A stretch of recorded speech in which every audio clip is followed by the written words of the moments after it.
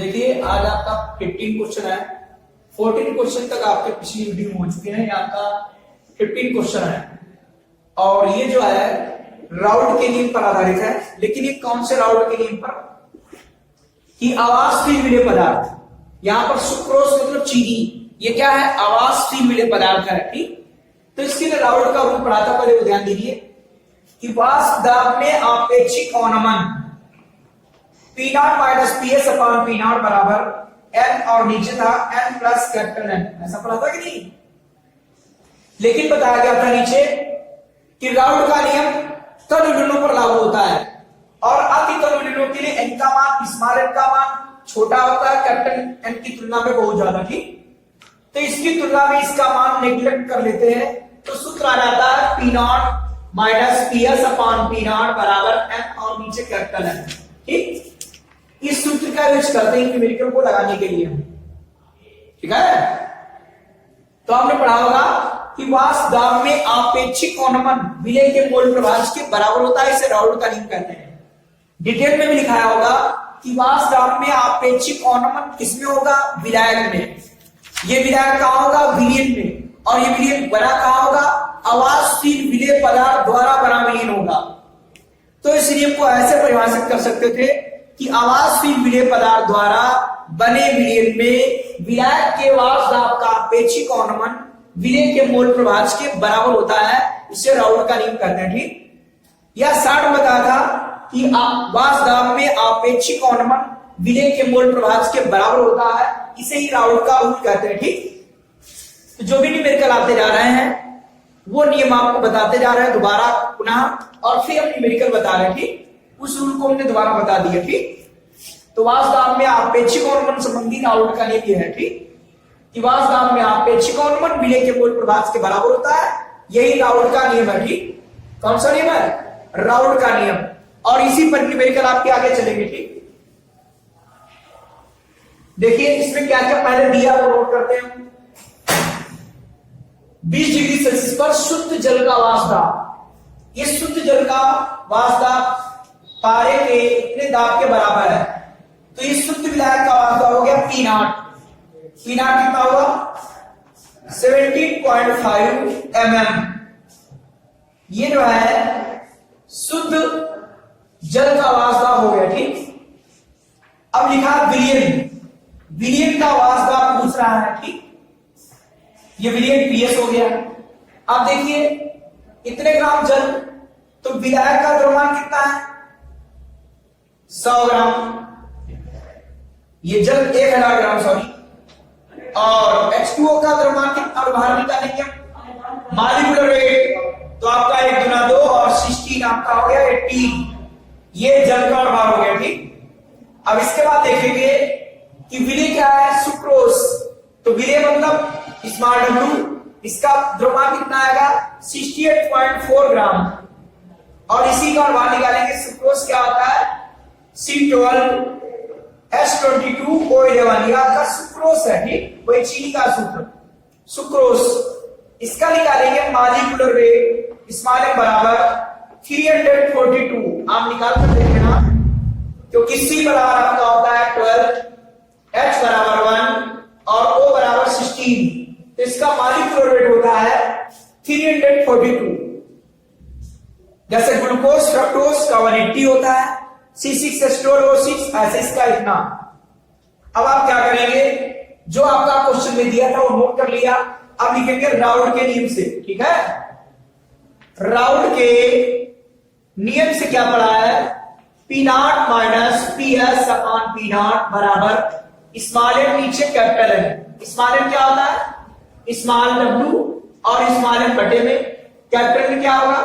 Capital W upon capital M। तो M ऊपर चला जाएगा। ठीक, ये भाई द्रव्यमान बटे अनुभार, द्रव्यमान बटे अनुभार नीचे तो ऊपर चला गया। ठीक, और ये आपका P not minus PS upon P not. इसे मान लीजिए P नॉट का मान कितना है? 17.5 और PS हमें फाइंड आउट करना है। P नॉट आपका कितना है? 17.5। अब भैया स्मॉल w देखेंगे क्या है? स्मॉल w आपका 68.4 और कैपिटल एम कितना है, कैपिटल एम आपका 18 है, स्मॉल एम कितना है 342 है, और कैपिटल डब्ल्यू कितना है 1030। आप इसको सरल कर लेंगे, यहां से दशमलव उठाएंगे, एक जीरो आपका बढ़ जाएगा, इसको काट देंगे, 2 बार कट जाएगा, ठीक। इसको और सरल करते हैं तो आपका रहेगा 2 से कट जाएगा, 2 5 10 आपका आएगा, ठीक। और इसको फिर 2 से काट दीजिए, 9 आएगा, यह आपका 25 और डबल जीरो, ठीक।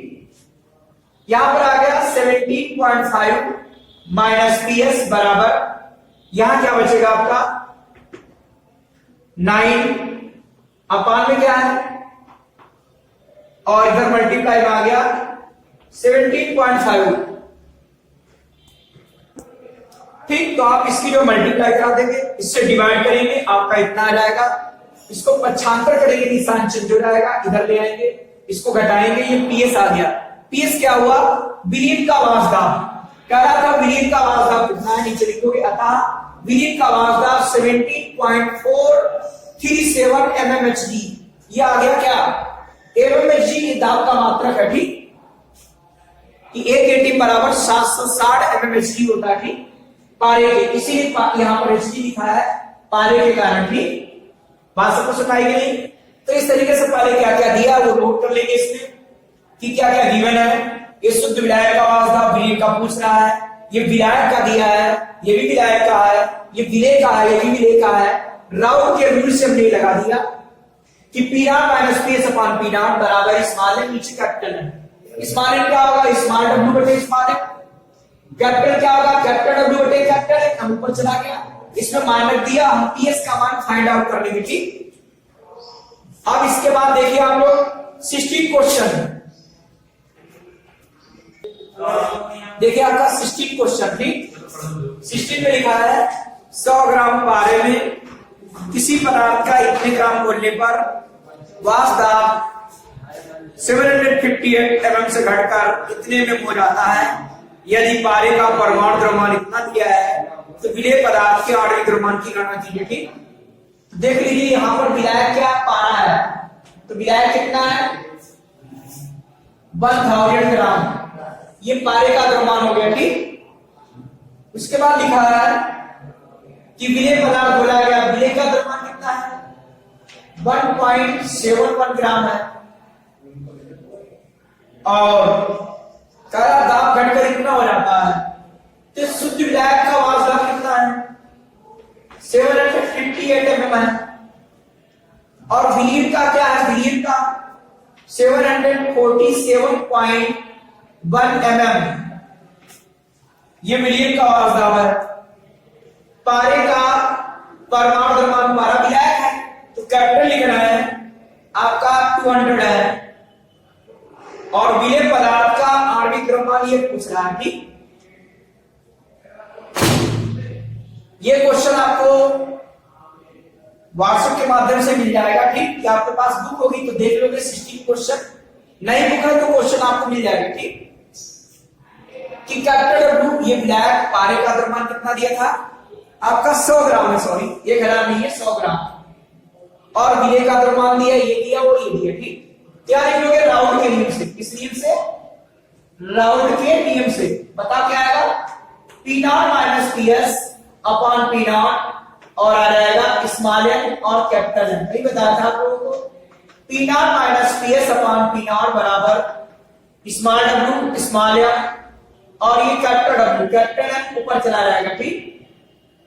आपको देखो हर चीज मालूम है, कैपिटल डब्ल्यू मालूम, स्मॉल डब्ल्यू मालूम, कैपिटल एम मालूम, स्मॉल एम निकालना है, P0 दिया है, PS दिया हुआ है, और आप एम निकालने की, ठीक। आप इस क्वेश्चन को करोगे ना भाई, आपको ये मालूम, ये मालूम, ये आपको मालूम, ये भी मालूम, ये भी मालूम, ये भी मालूम, ये निकालना है, आप इस सूत्र को लगाएंगे फाइंड आउट हो जाएगा, ठीक।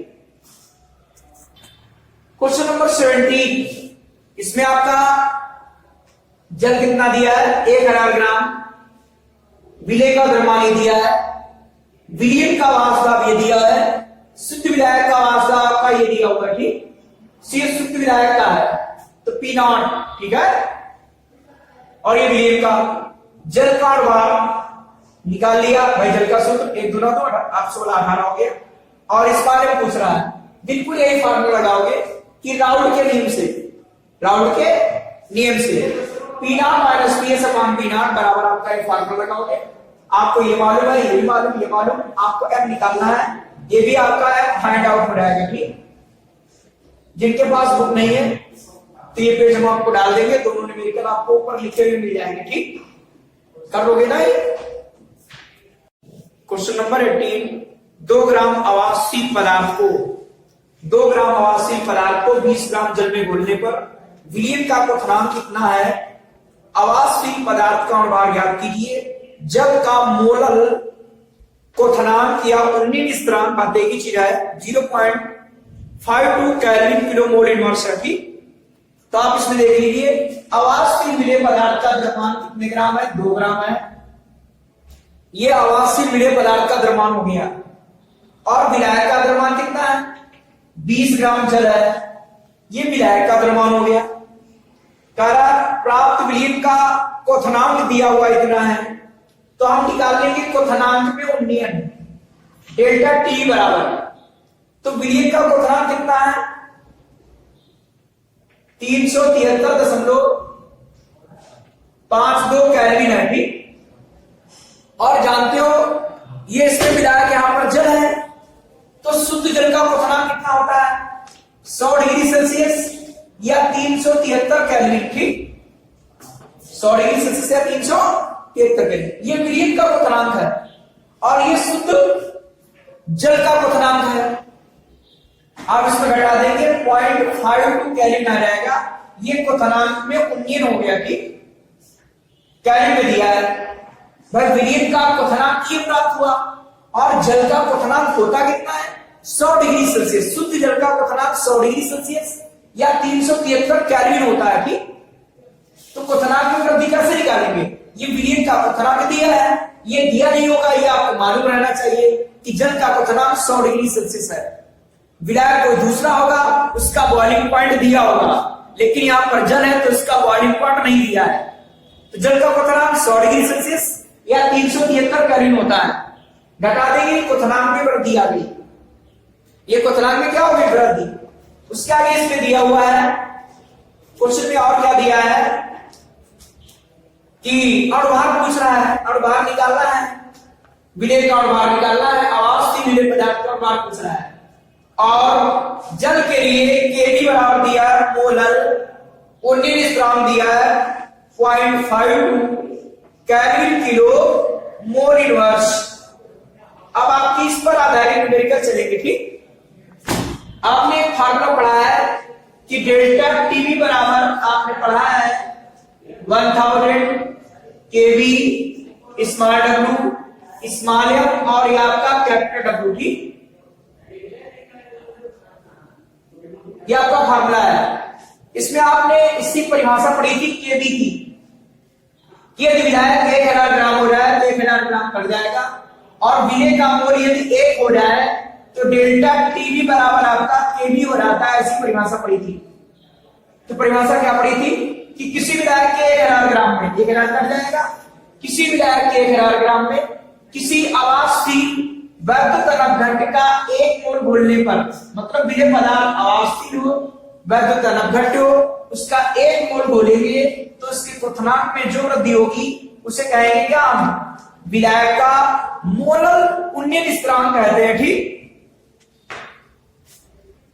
तो ये आपने परिभाषा पढ़ी थी। ठीक, सूत्र से परिभाषा आपको याद हो जाती है कि किसी विलायक के 1000 ग्राम में किसी अवाशशील वैद्युत घनत्व का 1 मोल घोलने पर विलायक के क्वथनांक में होने वाली वृद्धि को उस विलायक का मोलल उन्नयन स्थिरांक कहते हैं। ठीक, तो आपने फार्मूला पढ़ा था, आप इसी फार्मूले को याद रखेंगे कि डेल्टा टी बराबर 1000 KV small W small M capital W. ठीक, आप निकाल लेंगे, स्मॉल एम निकालेंगे, तो जब स्मॉल एम निकालोगे तो बताओ क्या आएगा?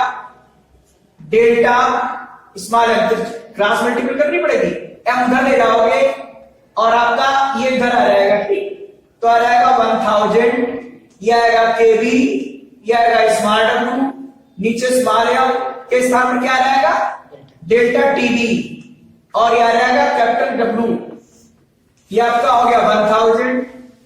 केवी का मान कितना है 0.52, स्मॉल डब्ल्यू कितना है 2, डेल्टा टीवी कितना है, डेल्टा टीवी आपका इस तरीके से कितना है, और कैपिटल डब्ल्यू कितना है आपका 20 है। ठीक, ये आपका कैंसिल आउट हो गया, ये आपका 10 आया, ये भी कैंसिल आउट हो गया, एफ बराबर आपका आ गया 100। ठीक, ये क्या हो गया आपका जो क्वेश्चन कह रहा था, क्या कह रहा था कि अवाजशील पदार्थ का भार ज्ञात कीजिए, नीचे लिख देंगे अवाजशील पदार्थ का भार 100 है। ठीक,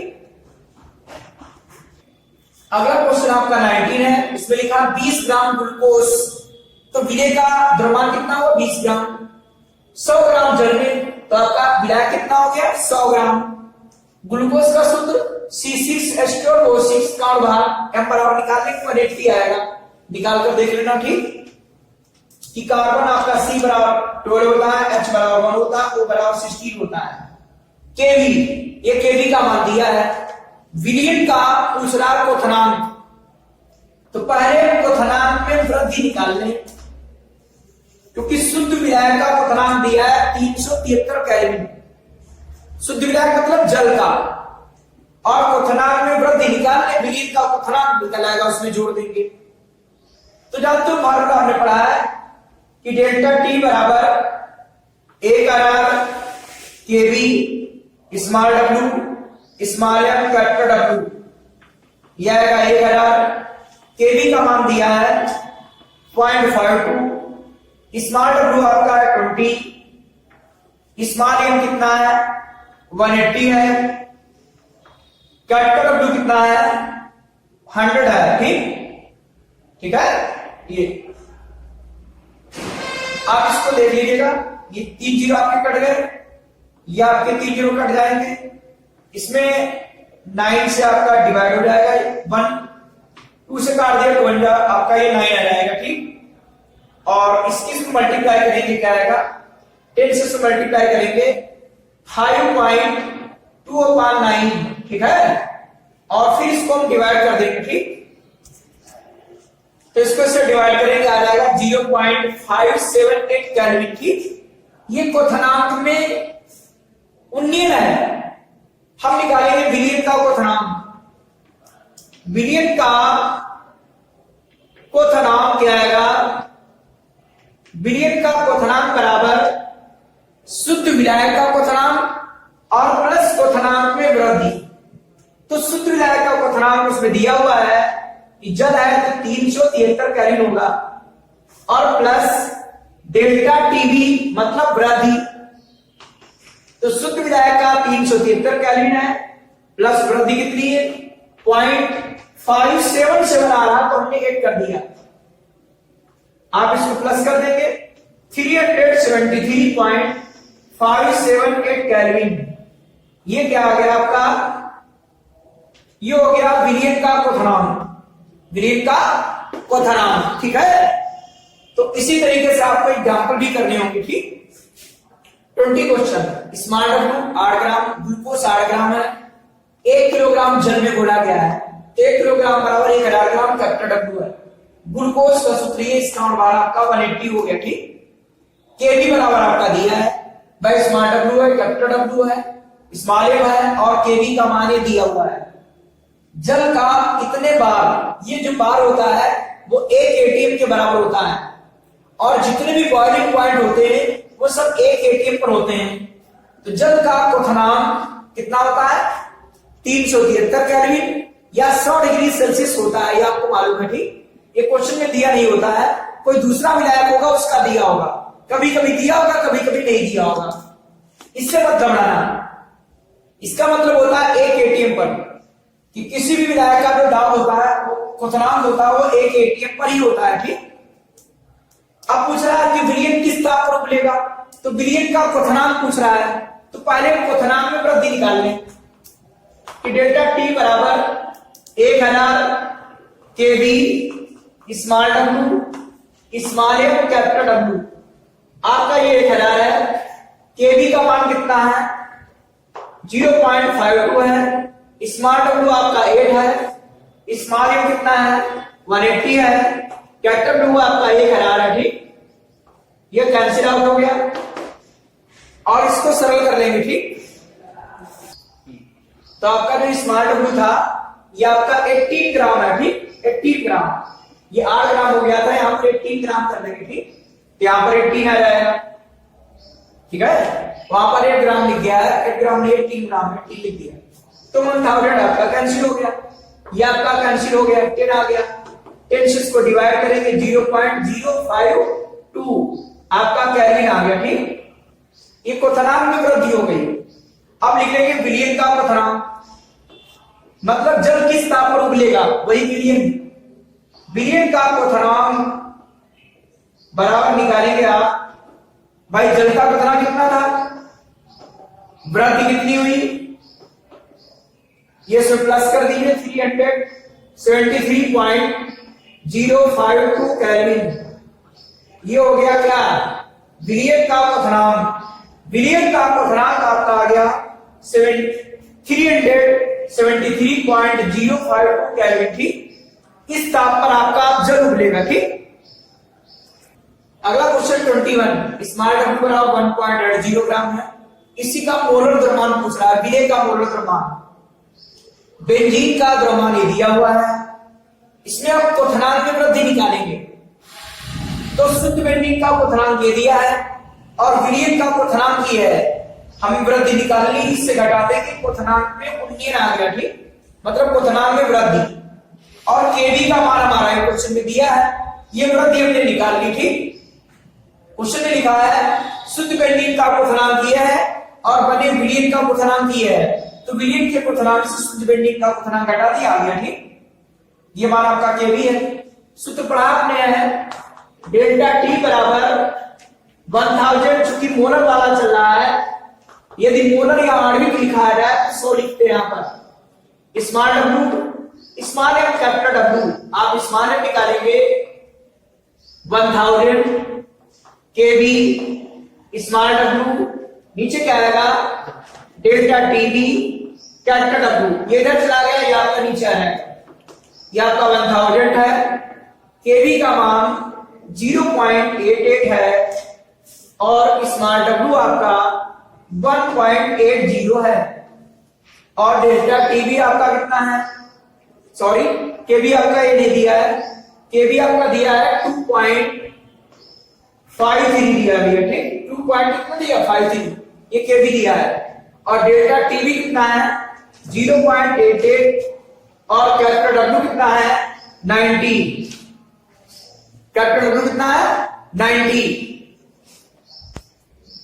ये दशमलव हटा देंगे, ये भी आपका दशमलव हट जाएगा, ये दशमलव हटाएंगे, 2 जीरो आपके नीचे आ जाएंगे, आपके 1 2 1 3 जीरो कट गए, ये भी काट दिया, क्या आया 253 और पूरे में आएगा 180, नीचे क्या आएगा 88 और क्या आएगा 9, काट दीजिए,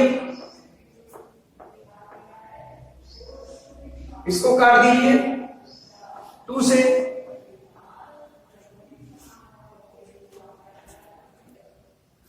तो इसे मल्टीप्लाई कर देंगे 10 से और ये आपका 44 से डिवाइड करेंगे 57.5 आ जाएगा। ठीक, ये आपका मोलर द्रव्यमान है। मोलर द्रव्यमान क्या होता है कि किसी पदार्थ के 1 मोल के ग्राम में द्रव्यमान को मोलर द्रव्यमान कहते हैं, वही होता है अणुभार।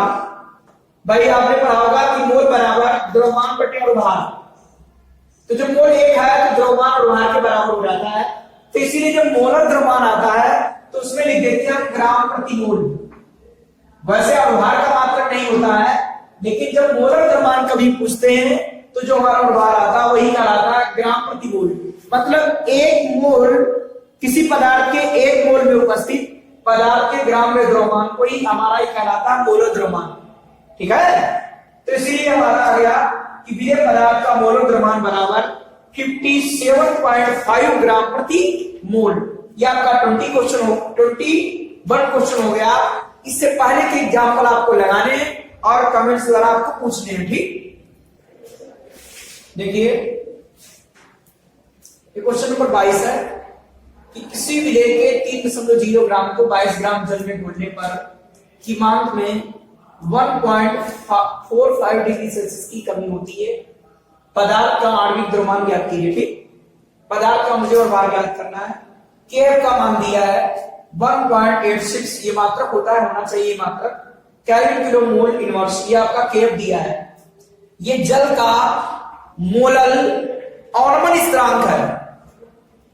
आप अभी 21 तो क्वेश्चन पढ़ा चुके, उससे पहले की एग्जांपल देखोगे जहां भी मोलर या आणविक लिखा होगा वहां फार्मूला आपका 100 चल रहा होगा, ठीक।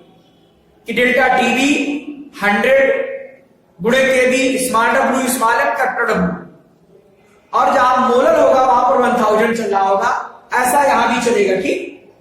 ये आपका मोलर है, ध्यान रखना आप लोग। तो इसमें स्मॉल डब्ल्यू कितने हैं? 3 ग्राम है। कैपिटल डब्ल्यू कितना है? 22 ग्राम है। ये स्मॉल डब्ल्यू कैपिटल डब्ल्यू है, ठीक। और स्मॉल एम आपका पूछ रहा है, आणविक द्रव्यमान पूछ रहा है, वही अनुपात। और हिमांक में कमी कितनी दी है? हिमांक में कमी आपकी है 1.45 डिग्री सेल्सियस, या यही होती 1.45 केल्विन। थोड़ा ध्यान दीजिएगा आप लोग। तापांतर सदैव केल्विन और डिग्री सेल्सियस बराबर होते हैं, ठीक। यदि यहां सेल्सियस लिखा है, अगर सेल्सियस लिखोगे तो यहां भी आप जो है सेल्सियस में ले सकते हो, कोई दिक्कत नहीं। के बराबर दिया है, स्मॉल डब्ल्यू आपका दिया है, कैपिटल डब्ल्यू दिया है, स्मॉल एम पूछ रहा है। हिमांक में ऑर्मन मतलब कमी 1.45 डिग्री सेल्सियस है, और इसे हमने केल्विन में कन्वर्ट कर दिया। तापांतर सदैव डिग्री सेल्सियस केल्विन बराबर होते हैं। कैसे? आप उदाहरण देख लीजिए। जैसे एक उदाहरण बताते हैं कि तापांतर केल्विन और डिग्री सेल्सियस बराबर क्यों होते हैं। देखो पहले तो पैमाने से समझ लीजिए। आपका सेल्सियस पैमाना होता है, उसमें 100 भाग होते हैं। नीचे वाला भाग 0 डिग्री सेल्सियस, ऊपर वाला 100 डिग्री सेल्सियस होता है। केल्विन पैमाना देखा होगा, नीचे वाला उसका भाग हिमांक पॉइंट होता है 273 केल्विन, ऊपर होता है 373 केल्विन। तो इसके 100 भाग है, इसके भी 100 भाग है, इसलिए अंतर हमेशा बराबर होता है, ठीक। अब देखो ये तो प्रयोग द्वारा बता दिया, आपने देखा होगा ऐसे पैमाने में। और एक एग्जांपल द्वारा बताते हैं कि जैसे एक पदार्थ है, इसका क्वथनांक से बताते हैं 100 डिग्री सेल्सियस है, और विलयन का क्वथनांक 100.52 डिग्री सेल्सियस है। तो क्वथनांक में वृद्धि कितनी है ये बताओ भाई, क्वथनांक में वृद्धि कितनी है? आप इससे घटाओगे 0.5 डिग्री सेल्सियस की आएगी, आएगी नहीं? डिग्री की वृद्धि आएगी। अब इसको केल्विन में चेंज करने क्या करें? 273 जोड़ेंगे, कितना हो जाएगा? 373 केल्विन। इसमें भी 273 जोड़ेंगे, 373.52 केल्विन। इनको केल्विन में कन्वर्ट करके, ठीक। और इसमें निकालेंगे आप वृद्धि, तो जो वृद्धि निकालोगे तो 373 इस वाले से घटाने पर क्या आएगा? 0.52 केल्विन। तो देखो बराबर आया कि नहीं आया? इसीलिए तापांतर हमेशा याद रखना, डिग्री सेल्सियस और केल्विन में बराबर होते हैं तापांतर, ठीक। इसीलिए यदि यहां डिग्री सेल्सियस लिख दीजिए तो यहां पर भी डिग्री सेल्सियस रहेगा, कोई दिक्कत नहीं, मेडिकल लग जाएगा, ठीक। या हमने केल्विन लिख दिया है तो हमने इसको केल्विन में कन्वर्ट कर लिया। अब आपका सूत्र क्या होता है? डेल्टा टीएफ बराबर आपने पढ़ा 1000 KF small W small M और कैपिटल डब्ल्यू, ठीक है। आप इसमें निकालेंगे एम, जब एम निकालेंगे तो क्या आएगा? ये इधर चला जाएगा, ये नीचे आ जाएगा, 1000 केएफ स्मॉल डब्ल्यू, नीचे आएगा डेल्टा टीएफ और आएगा कैपिटल डब्ल्यू। यह आपका आ गया 1000, और आपका केएफ कितना है? आपका केएफ है 1.86, स्मॉल डब्ल्यू कितना है? 3 है, डेल्टा टीएफ कितना है, डेल्टा टीएफ 1.45 है, और कैपिटल डब्ल्यू कितना है, कैपिटल डब्ल्यू आपका 22 है। ठीक, अब इसको सॉल्व कर लेंगे और आपका आणविक द्रव्यमान निकल आएगा। कौन द्रव्यमान निकल आएगा, आणविक द्रव्यमान। तो सॉल्व करने पर आपका आणविक द्रव्यमान आएगा 174.92, ये इसका आणविक द्रव्यमान हो गया। ठीक, तो आप इसके पहले के भी एग्जाम्पल लगा दोगे, ठीक, और उसके पहले के भी एग्जाम्पल लगा दोगे। इसके बाद के जो आपके क्वेश्चन होंगे वो आपकी अगली वीडियो में मिलेंगे। ठीक।